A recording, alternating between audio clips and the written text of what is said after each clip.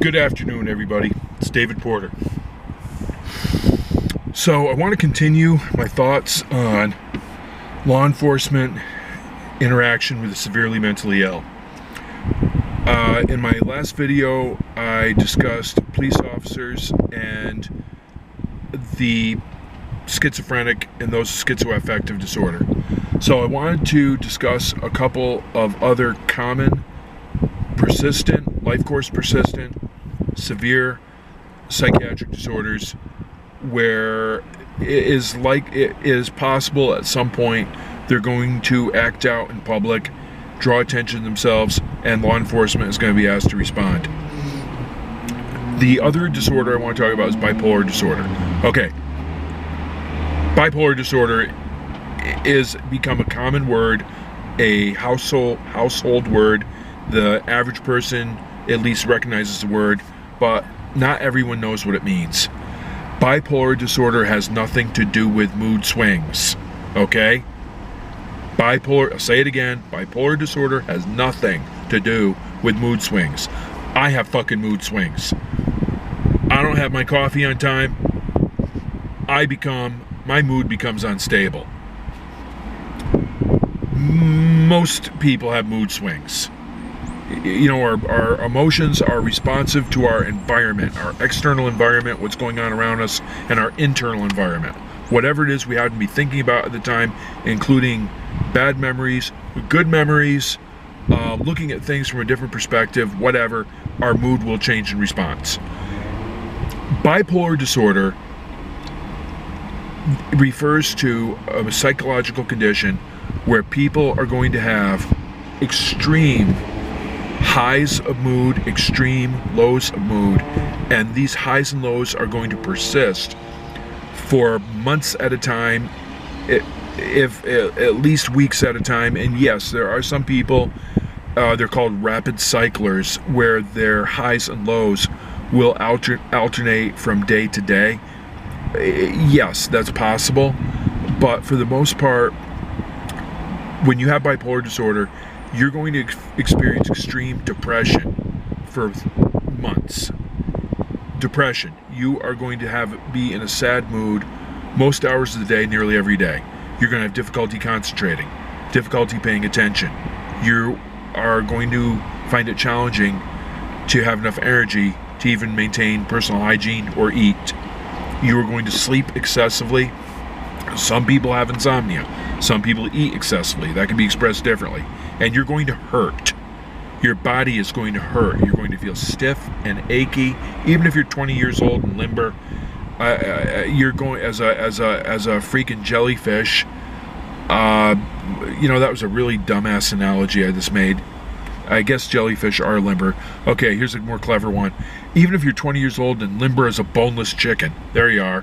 There you go. I like that one. That's funny. You are going to be stiff and achy by the end of the day. Headaches, stomach aches, gastrointestinal upset. You are going to experience anhedonia, which means nothing is going to be any fun. Nothing is going to feel any good. You're going to have difficulty experiencing feelings of pleasure. You're going to lose interest in sex. Your libido is going to diminish. That's depression. Now, you can have depression by itself, which is not a fun ride. People with bipolar disorder will have depression, and then one morning, it could be this fast, one morning they will leap out of bed, filled with energy, confidence, sexuality, feelings of power. They will speak rapidly, their thoughts to reflect their thoughts, which are racing. They will talk about things which just make no sense, which are very grandiose, dramatic, and exaggerated. Their eyes will be bugging out of their head. They'll be speaking really fast, pressured speech, very restless, won't be able to sit still, won't need to sleep, won't need to eat, and they tend to engage in very strange, reckless, impulsive behaviors. Gambling, sex with strangers, senseless investments, shopping sprees, driving recklessly. And then you have, this is not an official subtype of bipolar disorder, but you have the people who, you have the happy bipolar, very euphoric, and when you first meet them, they can be a lot of fun. This is the truth. And then you have the angry bipolar, where they are just full of rage. We're talking Incredible Hulk, turn green, split your clothes open, Hulk smash, rage. They tend to draw attention from law enforcement very quickly. These are the people who will be standing in the middle of the road with a pipe, yelling at cars going by and smashing out car windows. They tend to draw attention themselves. Law enforcement response. This person is loud, agitated, they may be holding a weapon. Police officers need to protect themselves. They have the right to protect themselves, and they have a duty to ensure public safety. That includes getting this person who's acting out under control so they don't hurt other people and so they don't hurt themselves. This is necessary. The methods are what's important. Some of the same thing applies in my video that I spoke of regarding the severely people that with schizophrenia and schizoaffective disorder. A individual in a manic state may have grandiose delusional content. I can flip cars over. I can leap over that, leap up on top of that roof. You know, they're going to have very grandiose, make very grandiose statements about their physical ability or mental ability. You know, I'm a genius. You know, Hawking and Einstein were morons compared to me. Okay, this car over here is getting way too close to me. Don't hit my new car, please. Okay, we're good. Hang on, need a sip.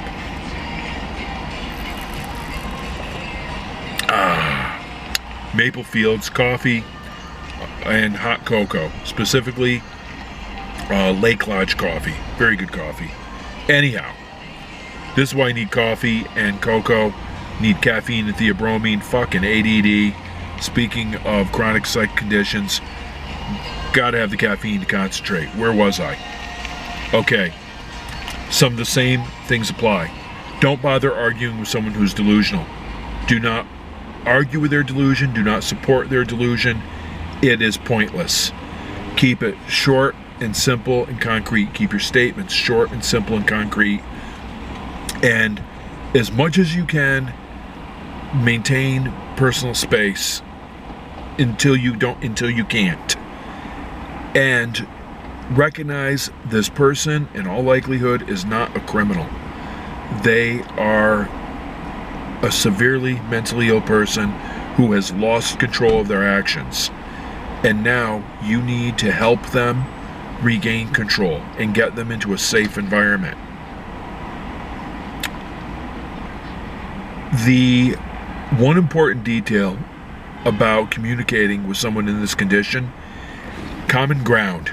Get to their place. If they are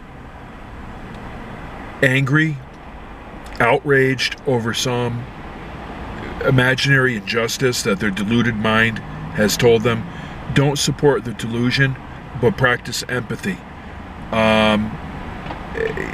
You know, when I worked at a clinic, had a man come in there with a hammer and smash out the windows of the clinic during business hours. Came inside and smashed out more windows, and then went outside. PD from multiple agencies responded. He took off. Cops left. He came back and did it again. This is all in the course of an hour, and eventually the police found him and he was safely contained. But you know, this man was enraged. He had a hammer and he was doing violence. And short of, before escalating force to the level where you'd have to shoot this man, you can try to de-escalate. Hey, empathy, common ground. Communicate with them on their level as much as they can, as much as you can, and keep it very simple. You get them to drop the hammer. You keep some distance, and you listen to what they're saying. Because here's the thing, when people are in that condition, you know what they really want? You know what they want first and foremost? They want somebody to listen to them. You drop the hammer, and I'm going to hear what you have to say. Put the hammer down. Let's make sure you're safe and that people here are safe, and you tell me what's going on. Talk to me, tell me what's happening. I want to listen to you. I want to hear your story. That can do wonders towards de-escalating someone. And police officers know what I'm about to say. For the public that may or may not know and can be very quick to judge the actions of law enforcement that are made in a quarter of a second. And in the time it just took me to say that could be 10 times longer than the amount of time a police officer had to respond, because they felt they were in danger, their fellow officers were in danger, the civilians were in danger, and they had to respond under extreme pressure, making the best choice they could, which may not have been a great one. And then people afterwards have the luxury of picking that decision apart with the luxury of 20/20 hindsight, perfect clarity in hindsight. They're going to pick apart that decision that was made under adrenal stress, that was made in a extreme emotional, where all parties involved were getting into an extreme emotional state. Level of force. This is my understanding as someone who's taught criminology for many years. Level of force involves, first I'm going to ask you, then I'm going to tell you, then I'm going to make you. Level of force can be starts with command presence, just the presence of a police officer, and command voice, giving clear orders in a loud voice, and then it's hands-on and controlling a suspect, or in this case a disturbed individual, physically with a reasonable amount of force. If that doesn't work, there's OC, oleoresin capsicum pepper spray. If that doesn't work, there's a taser. If that doesn't work, an ASP or similar collapsible baton or a full-length baton. And this is going to differ from one department to the next, whether the procedure is pepper spray, taser, ASP. Some departments may not even use an ASP because you're basically going to give someone a concussion with it. Well, all right, yeah, I know it's more complicated than that, but it could lead to someone getting a concussion. So far, these are non-lethal weapons. And then the next level, the highest level, is the use of a firearm, where someone is going to get seriously hurt or dead. And I have a very different perspective. I guess I'm digressing into something I want to say for another video. I have a very different perspective on the public concern and outrage about excessive use of police force. I see it from a different perspective. The way I see it is, it's the end result of poor training. It is the end result of police officers who have not been properly trained, or they were trained once at the academy and are not getting refreshers, not getting what my profession calls Con Ed, or continuing education. And here's the thing too, and you know what, I'm not judging because I have let myself go badly and I'm very out of shape. I've also seen videos where you have these obviously out of shape police officers. They are unable to physically engage a subject, and or they have not had adequate training. They cannot physically engage a suspect. What are they going to do? They're going right to maximum level force, which is the firearm. I'm not judging, I understand, but my gosh, if your job is public safety, you've got to be fit. You have to be able to deliver maximum power with minimal effort, and you need to be properly trained. A lot of departments are training their officers in BJJ, Brazilian Jiu-Jitsu, which is a great move because it allows a smaller officer to control a larger suspect without using a level of force where someone's going to get seriously hurt. There needs to be more of that, and I'm not saying that's the answer, train all departments in BJJ. I'm saying it's part of the solution.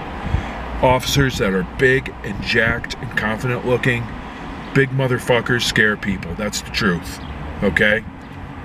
Big, strong guys and big, robust women scare smaller people. You put a little bit of hesitation into them. That's called the command presence. You dial things down before things get crazy. Those are just some of my thoughts. Like I said, I'm digressing a little bit from the topic. Okay, I think that about wraps it up. And I want to, I guess this is turning into a series where I want to discuss things a little bit further. Specifically, people with PTSD coming next. Thanks for watching. And please hit subscribe. And if you have any thoughts, leave them in the comment section.